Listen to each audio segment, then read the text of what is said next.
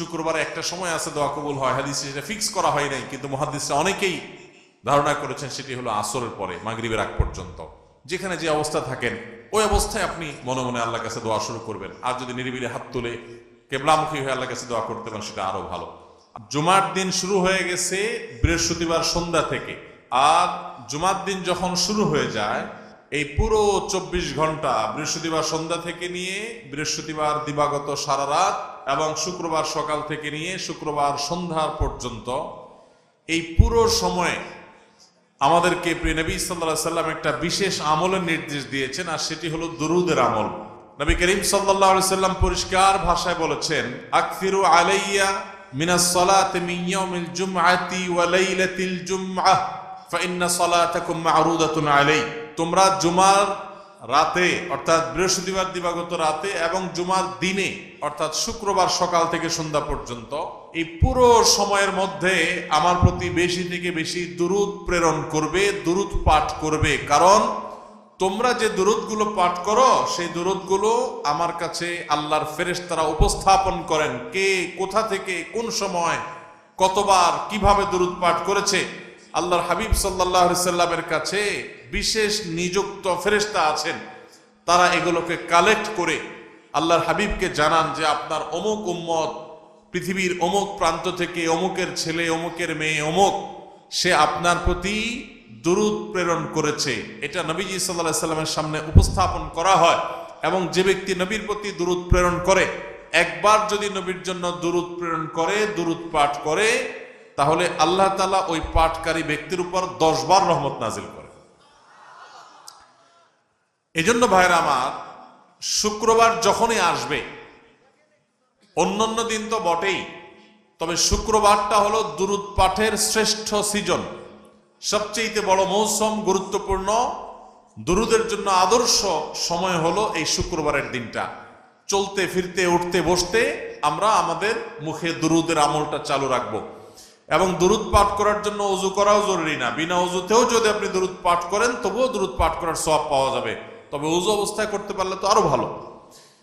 এই দুরূদের আমলটা এটা এত গুরুত্বপূর্ণ যে নবী করিম সাল্লাল্লাহু আলাইহি সাল্লাম এক হাদিসে বলেছেন, কেউ যদি দুরূদ শরীফ পাঠ করে তাহলে সে ব্যক্তির সকল পেরেশানি, সকল টেনশন, সকল দুশ্চিন্তা, বিপদ আপদ সবগুলো থেকে মুক্তির জন্য এই দুরূদের আমলটাই যথেষ্ট হয়ে যাবে ইনশাআল্লাহ। এই জন্য যে কোনো পেরেশানিতেও দুরূদ পাঠ এটা অত্যন্ত গুরুত্বপূর্ণ একটা আমল।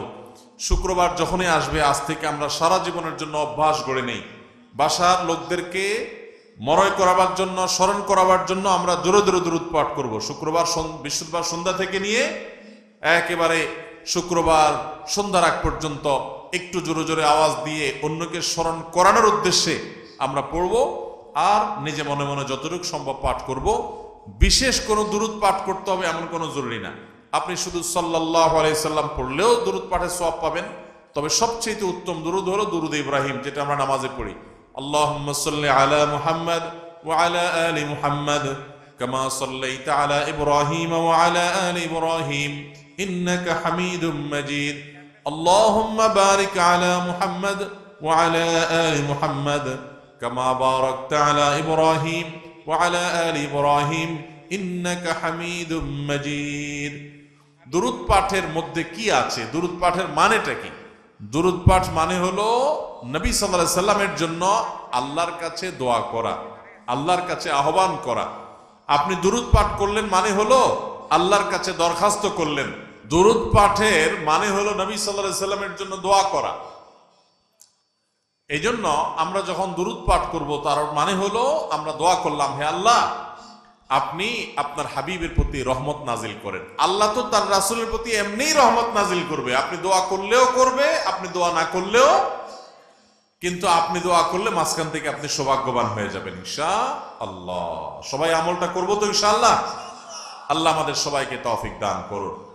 ভাইরা আমার, জুমার দিন যখন শুরু হয়ে যায় তখন আমরা এই দুরূদ পাঠের আমলের পাশাপাশি আরো কিছু আমল আছে যেগুলো করবে। শুক্রবারে দুরূদ পাঠ ছাড়াও আরো একটা আমল আছে ভাই, যে আমলের সওয়াব পৃথিবীতে অন্য যে কোনো আমলের চাইতে বেশি। এত বেশি সওয়াব, এত বেশি বিনিময় আল্লাহ তাআলা অন্য কোনো আমলে দিবেন না শুক্রবার একটা আমল করলে দিবেন, সেটা বলবো? সে আমলটা হলো নবী করিম সাল্লাল্লাহু আলাইহি সাল্লাম বলেছেন, মান বাক্কারা ইয়াউমাল জুমআতি ওয়াবতাকার, যে ব্যক্তি জুমার দিন আগে আগে ঘুম থেকে উঠবে, ফজর নামাজ তো জামাতের সাথে পড়তেই হবে এবং মসজিদেও আগে আগে যাবে, আর ওয়াগাসসালা ওয়াগতাসাল, ভালো করে উত্তম রূপে গোসল করবে জুমার দিন উপলক্ষে গোসল করা সুন্নাত। হ্যাঁ, যে গোসল করবে উত্তম রূপে, ফরজ গোসল হলে ফরজ গোসল করবে, নফল গোসল হলে নফল গোসল করবে জুমার দিন, এবং সুম্মা মাশা ইলাল মসজিদি ওয়া লাম ইয়ারকাব ওয়া মাশা ইলাল মসজিদি ওয়া লাম ইয়ারকাব, এবং মসজিদে পায়ে হেঁটে হেঁটে যাবে, কোনো বাহনে যাবে না।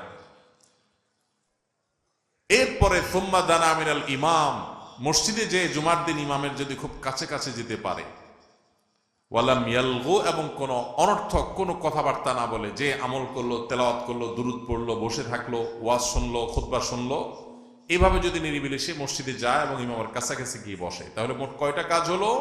সকালে আগে আগে উঠা, মসজিদে আগে আগে যাওয়া জুমায়ও, দ্বিতীয়ত হলো গোসল করা উত্তম রূপে, 3 নম্বর হলো মসজিদে পায়ে হেঁটে যাওয়া, 4 নম্বর হলো ইমামের কাছাকাছি গিয়ে বসা, তার মানে আগে আগে যেতে হবে সেজন্য, আর জন্য ঘাড়ের উপর দিতে যাওয়া নিষেধ, আগে আগে যেতে হবে, ইমামের কাছাকাছি বসতে হবে। আর 5 নম্বর হলো কোনো অনর্থক কাজ করা যাবে না, অনর্থক কথা বলা যাবে না, মসজিদে গিয়ে আড্ডা মারলেন, কথা বললেন, গল্প করলেন, এগুলো করা যাবে না।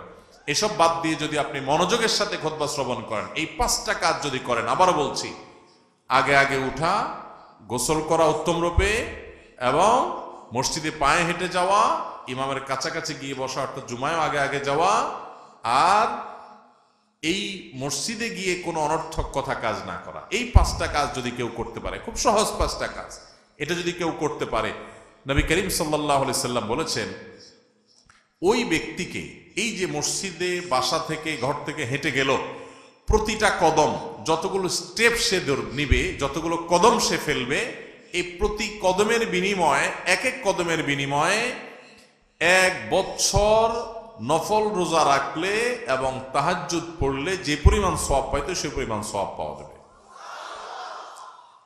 1 বছর রাত জেগে ইবাদত করা এবং 1 বছর নফল রোজা রাখার সওয়াব পাওয়া যাবে। তাহলে যদি কারো বাড়ি থেকে 100 কদম মসজিদের দূরত্ব হয়, তাহলে সে এই 5টা কাজ করার মাধ্যমে, সহজ 5টা কাজ, আমরা তো এমনিই করি, নিয়ত করি করব এখন থেকে, যে আমি আগে আগে ঘুম থেকে উঠবো, যত দেরিতে ঘুমাই না কেন রাতে, যদি দেরিতে ঘুমানো উচিত না, তারপরও শুক্রবার ফজর আমাকে আগে উঠতে হবে। কারণ জানেন, শুক্রবার ফজরের নামাজ জামাতের সাথে পড়া হলো সারা বছরের, সারা জীবনের সবচেয়ে শ্রেষ্ঠ নামাজ। নবী করিম সাল্লাল্লাহু আলাইহি সাল্লাম বলেছেন, আফদালুস সালাতি সালাতুল ফজর ইয়াউমাল জুমআতি মাআল জামাআ, পুরুষদের জন্য তার সারা জীবনের মধ্যে সবচেয়ে শ্রেষ্ঠ নামাজ হলো জুমার দিনে শুক্রবারের ফজরের নামাজ জামাতের সাথে পড়া। আমরা অনেকেই জুমা পড়ি ঠিকই, কিন্তু ফজরের নামাজ শুক্রবারে আমাদের ঘুমে চলে যায় বা বাসায় পড়ি আমরা। তো এই জন্য এই দিনটাতে এমনিতেই ফজরের গুরুত্ব বেশি, জুমার দিনে আবার ফজরের গুরুত্ব আরো বেশি। এই জন্য শুক্রবারে, যখনই শুক্রবার আসবে, বৃহস্পতিবার রাতে পাক্কা নিয়ত করে, ভালো করে অ্যালার্ম দিয়ে অন্যদেরকে বলে তারপর ঘুমাইতে হবে যে ফোনে আমাকে ডেকে দিবা। তাহলে এই কাজগুলো যদি আমরা করি, আগে আগে ঘুম থেকে উঠি, এবং গোসল তো এমনিই করি, একটু ভালো করে এই নিয়তে করলাম, এবং পায়ে হেঁটে আসবে এই নিয়তে, যে সওয়াবটা পাওয়া যাবে, ইমামের কাছাকাছি গিয়ে বসলাম এবং কোনো অনর্থক কথা কাজ করলাম না, আল্লাহ তাআলা প্রতি কদমে 1 বছর ইবাদতের সওয়াব দান করবেন।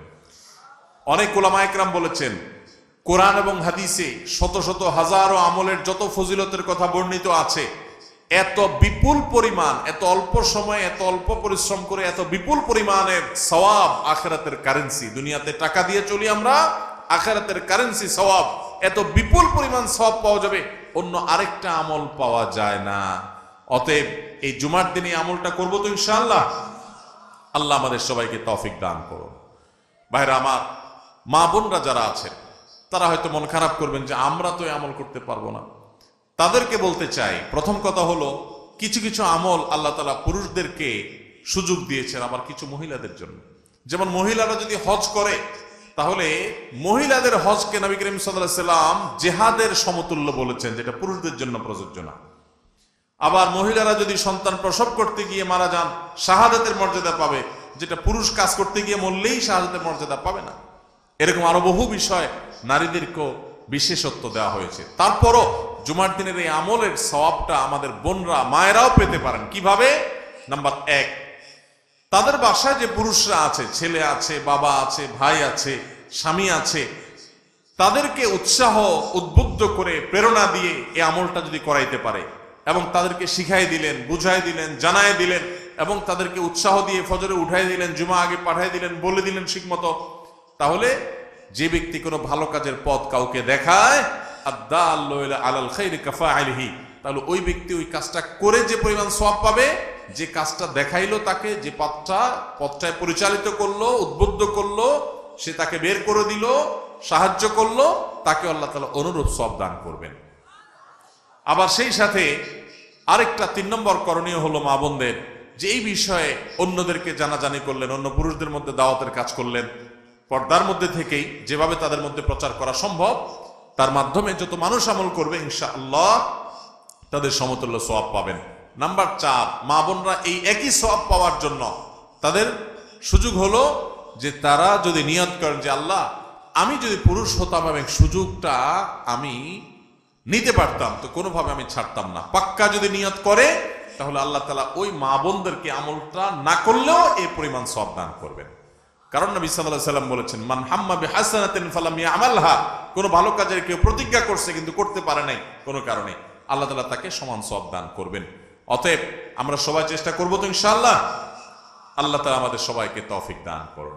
তাহলে শুক্রবারে 2টি আমলের কথা আমরা 3টি আমলের কথা আমরা জানলাম। এক হলো দুরূদ শরীফ বেশি বেশি পড়া, 2 নম্বর হলো শুক্রবার ফজর নামাজটা জামাতের সাথে বিশেষ গুরুত্বের সাথে পড়া, আর 3 নম্বর হলো শুক্রবারে জুমার দিনে 5টা ছোট ছোট কাজের মাধ্যমে প্রতি কদমে 1 বছর ইবাদতের সওয়াব লাভ করা। আল্লাহ আমাদের সবাইকে আমলের তৌফিক দান করুন। আরেকটা গুরুত্বপূর্ণ আমল আছে, শুক্রবারে সূরা কাহফ তেলাওয়াত করবেন। আরেকটা আছে আসরের পরে দোয়া কবুল হয়। শুক্রবারে একটা সময় আছে দোয়া কবুল হয়, হাদিসে সেটা ফিক্স করা হয় নাই, কিন্তু মুহাদ্দিসরা অনেকেই ধারণা করেছেন সেটি হলো আসরের পরে মাগরিবের আগ পর্যন্ত। যেখানে যে অবস্থা থাকেন ওই অবস্থায় আপনি মনে মনে আল্লাহর কাছে দোয়া শুরু করবেন, আর যদি নিরিবিলি হাত তুলে কিবলামুখী হয়ে আল্লাহর কাছে দোয়া করতে পারেন সেটা আরো ভালো। আল্লাহ তাআলা আমাদের সবাইকে জীবনে যতগুলো আমরা শুক্রবার পাবো সবগুলোকে সর্বোত্তম ব্যবহার করার তৌফিক দান করুন, বলুন আমিন। يا نفس إن لم تظفري